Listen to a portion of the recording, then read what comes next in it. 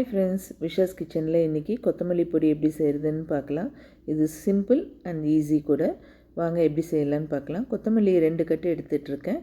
நல்லா கழுவி இந்த மாதிரி 2-3 தடவை கழுவிக்கோங்க. ஒரு டவலில் போட்டு கொஞ்சம் கூட ஈரம் இல்லாமல் ஒரு நாள் ஃபுல்லாக நல்லா காய வச்சு எடுத்துக்கோங்க. இதுக்கு 1 டம்ளர் கடலப்பருப்பு, 1 டம்ளர் உளுத்தம்பருப்பு எடுத்து வச்சுருக்கேன். அப்புறம் ஒரு இரும்பு வாணலியில் நல்ல பொடியாக கட் பண்ணிக்கோங்க. கொத்தமல்லியை எண்ணெய் எதுவும் சேர்க்காமல் ட்ரையாக ரோஸ்ட் பண்ணி எடுத்துக்கோங்க.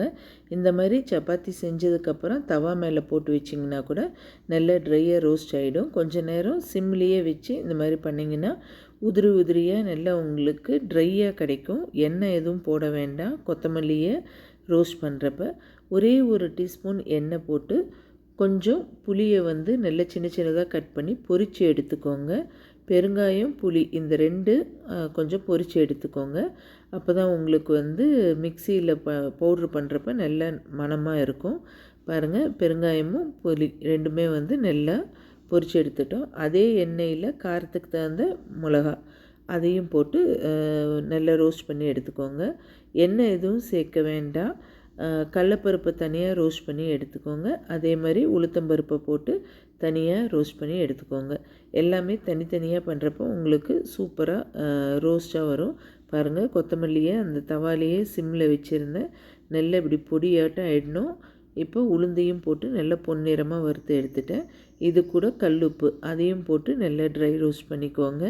எதுலேயும் ஈரத்தன்மை இல்லாமல் இருந்ததுன்னா 1 மாதம் ஆனாலும் 2 மாதம் ஆனாலும் கெடாது உங்களுக்கு இந்த கொத்தமல்லி பொடி.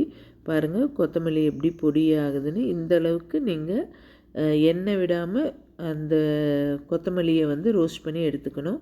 இப்போ எல்லாமே ரெடியாக இருக்குது. சூடு ஆறுனதுக்கப்புறம் மிக்சியில் ஃபஸ்ட்டு பருப்புங்களை போட்டு கொஞ்சம் குறைன்னு அரைச்சி எடுத்துக்கோங்க.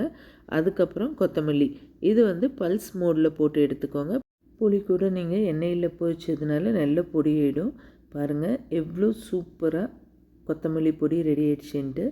என்றைக்காவது சமைக்க ரொம்ப டல்லாக இருக்கிறப்ப இந்த ஒரு பொடி இருந்தால் கொஞ்சம் இந்த பொடி, நெய், உப்பு போட்டு சாப்பிட்டோம்னா அல்டிமேட்டாக இருக்குங்க.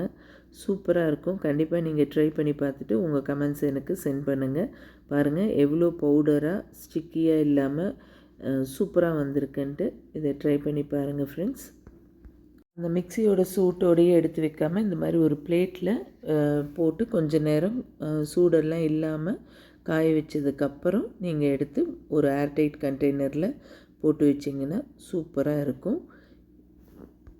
இது வரைக்கும் விஷாஸ் கிச்சனை சப்ஸ்கிரைப் பண்ணலைன்னா ப்ளீஸ் சப்ஸ்கிரைப் பண்ணுங்கள். உங்கள் ஃப்ரெண்ட்ஸ் அண்ட் ரிலேட்டிவ்ஸ்க்கு ஷேர் பண்ணுங்கள். பாருங்கள் பொடி எவ்வளோ சூப்பராக வந்திருக்குன்ட்டு.